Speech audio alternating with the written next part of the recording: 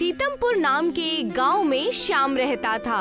बचपन से ही यतीम और गरीब होने की वजह से वो बेचारा 10वीं तक भी तालीम नहीं हासिल कर पाया।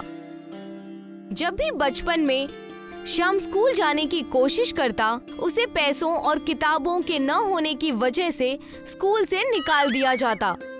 तालीम की ख्वाहिश हमेशा से ही थी और कुछ न कुछ सीखने की उसे हमेशा ख्वाहिश रहती। इसलिए बचपन से ही हमेशा किसी न किसी से कुछ न कुछ सीखता ही रहता। वक्त बदल गया था और श्याम थोड़े थोड़े काम कहीं न कहीं कर लिया करता, कभी किसी लाइब्रेरी में तो कभी किसी अखबार के दुकानों में। क्या सैम भैया, कहाँ चल दिए? चलो हमारे साथ, हम क्रिकेट खेलने जा रहे हैं, आ जाओ, मजे करेंगे। अरे नहीं भाई, मैंने अखबार पढ़ना चालू कर दिया है, वहीं जा रहा हूँ। पढ़ने लिखने से किसी का भला हुआ है? बताओ। ये बात तो ऊपर वाला जाने, मुझे तो मजा आता है, इसलिए मैं जा रहा हूँ। श्याम हमेशा की तरह अखबार पढ़ने हर सुबह घर से निकल जाता। दिन के 3 घंटे वो अखबार पढ़ने में ही लगा देता। पूरे सीतमपुर में सबसे ज्यादा जानकारी श्याम को ही थी, चाहे वो पॉलिटिक्स से रिलेटेड हो या शेयर मार्केट से या फिर देश विदेश की खबर। उनके सामने ग्रेजुएट लड़के भी फेल थे। एक बार अखबार में खबर छपी थी शेयर मार्केट और धंधे के अन्य चीजों की। उसने आओ देखा ना ताओ और पूरे शेयर मार्केट की रिसर्च कर ली। क्या बात है, आजकल कहाँ मगन घूम रहे हो? पूरे शहर में चर्चा हो रही है तुम्हारी कि सबसे होशियार तुम ही हो। अरे दिनेश भैया, आप कैसे हैं?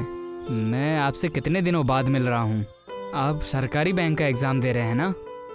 हाँ ये तो है, दे तो रहा हूँ, लेकिन मुझे समझ नहीं आ रहा कि एग्ज़ाम होगा कब। कुछ घोषणा हो ही नहीं है। हो गई है भैया, अगले महीने सरकारी बैंकों का एग्ज़ाम होने वाला है।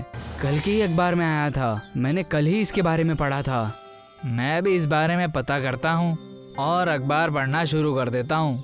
श्याम दिनेश को देखकर समझ जाता है कि अगर नौकरी की तलाश में रहा तो उसे ताउम्र ऐसे ही मेहनत करनी होगी, जिसका नतीजा उसके हित में हो भी सकता है और नहीं भी। एक दिन सुबह अखबार पढ़ते वक्त उसने देखा कि एक चाय पत्ती की कंपनी डूबने वाली है। जिस किसी को भी धंधे का इल्म हो वो उनसे जुड़कर कंपनी को ठीक कर दे और आधा मुनाफा ले ले। अखबार पढ़कर कई लोग उस चाय पत्ती की कंपनी में जाते हैं। श्याम के कम पढ़े लिखे होने की वजह से और बेकार कपड़ों की वजह से वहीं लाइन में खड़ा एक आदमी कहता है, यहाँ सिर्फ पढ़े लिखे लोगों का ही काम है, बेकार में उनका समय बर्बाद ना करें और यहाँ से चले जाएं। क्या तुम मेरी बात कर रहे हो? क्या मेरे कपड़े देखकर? कपड़े और हुलिये की वजह से कुछ होता तो तुम्हें कैसे अंदर आने दिया? मैं यही नहीं समझ पा रहा हूँ। चुपचाप खड़े रहो लाइन में और अपना काम करो। धीरे धीरे शाम हो जाती है और कई लोग इंटरव्यू में फेल हो चुके होते हैं। सिर्फ 2 बचते हैं और अंत में श्याम अंदर इंटरव्यू देने जाता है। आओ अंदर आओ, अपना बायोडेटा लाए हो ना? जी हाँ, ये लीजिए। लेकिन इसमें तो कोई खास जानकारी नहीं है, बस नाम और पता है। मैं अपने बारे में खुद बताना चाहता हूँ। और श्याम अपने बारे में उन्हें हकीकत बताता है कि कैसे पूरे सीतमपुर में उसके जैसा कोई नहीं है। उसे सारी जानकारी अखबार पढ़ने की वजह से होती है। अगर तुम्हें इतनी ही जानकारी है तो बताओ हमारी कंपनी कैसे बचेगी और हमें ऐसा क्या करना होगा। श्याम उन्हें उनकी कंपनी के कुछ कायदे और कानून बदलने की सलाह देता है। साथ ही उन्हें नए कर्मचारी जिनके पास नई टेक्नोलॉजी और नए स्किल्स हो उन्हें कंपनी में लेने की सिफारिश करता है। हमें सबसे पहले इसका विज्ञापन करना होगा अखबारों द्वारा। हर गांव कस्बे में टीवी ना होने के कारण हमारे बारे में ज़्यादातर लोगों को नहीं पता, लेकिन अखबार ऐसी चीज़ है जो सब पढ़ते हैं। गांव कस्बे का हर इंसान इसे पढ़ता है। उनके दिन की शुरुआत ही अखबार से होती है। तुम्हें नहीं लगता कि ये बहुत छोटी सी बात है? इसे तो हम कर ही देंगे। और असम से चाय की पत्ती मंगवानी होगी, ना कि नेपाल से। अगर हम अपने देश से खरीदेंगे तो हम कई सारे टैक्स और पैसे बचा लेंगे। इस तरह से तो हमने कभी नहीं सोचा। जो हम सब मिलकर नहीं कर पाए वो तुमने अकेले ही कर दिया। मैं चाहती हूँ कि तुम हमारी कंपनी का हिस्सा बनो और अच्छे पोस्ट पर ज्वाइन करो। तुम कल से ही हमारी कंपनी ज्वाइन कर सकते हो। शाम की मेहनत रंग लाई। जो चाय पत्ती की कंपनी डूबने वाली थी वो अब संभल चुकी थी, बस शाम के दिमाग की वजह से। शाम ने कंपनी को जीरो से हीरो बना दिया। शाम की कड़ी मेहनत और लगन से चाय पत्ती की कंपनी जो अपना अस्तित्व खोने की कगार पर थी, वो दिन ब दिन बेहद बड़ी होती गई। देखते ही देखते 2 साल बीत जाते हैं और पूरे देश में शाम के चाय पत्ती की कंपनी नंबर 1 बन जाती है। कंपनी की मालकिन शाम को कंपनी का CEO घोषित कर देती है और एक भरी महफिल में शाम को सम्मानित करने का फैसला करती है।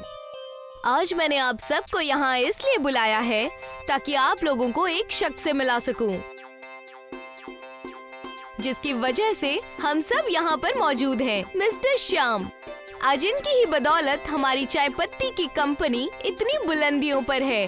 इनका मैं तहे दिल से शुक्रिया अदा करना चाहती हूँ। मिस्टर श्याम, क्या मैं आपसे आपकी कम उम्र में ही इतनी सफलता का राज पूछ सकता हूँ? जी बिल्कुल। मेरे हाथों में सोने का अखबार लग गया था, इसलिए मैं इतना कामयाब हूँ। सोने का अखबार? ये क्या है? हर दिन अगर तुम सारे अखबार पढ़ोगे और उसमें सारी जानकारी है, देश दुनिया की हर एक चीज़, छोटी सी सुई से लेकर हवाई जहाज तक, जो तुम्हें ज्ञान मिलेगा वो किसी सोने या जवाहरात से कम नहीं है। असली ज्ञान वही है। इसलिए मैं सभी से निवेदन करना चाहता हूँ कि सोने का अखबार आप भी पढ़ें, यानी हमेशा अखबार पढ़ें और अपने लक्ष्य का पीछा ना छोड़े। शाम की बातें सुनकर सभी तालियां बजाने लगते हैं और खड़े होकर शाम का सत्कार करते हैं। शाम अपनी मेहनत से बहुत बड़ा आदमी और बहुत बड़ी कंपनी का CEO बन जाता है। शाम को देखकर नई पीढ़ी के बच्चे उससे तालीम लेते हैं और शाम की बेहद इज्जत और सत्कार करते हैं।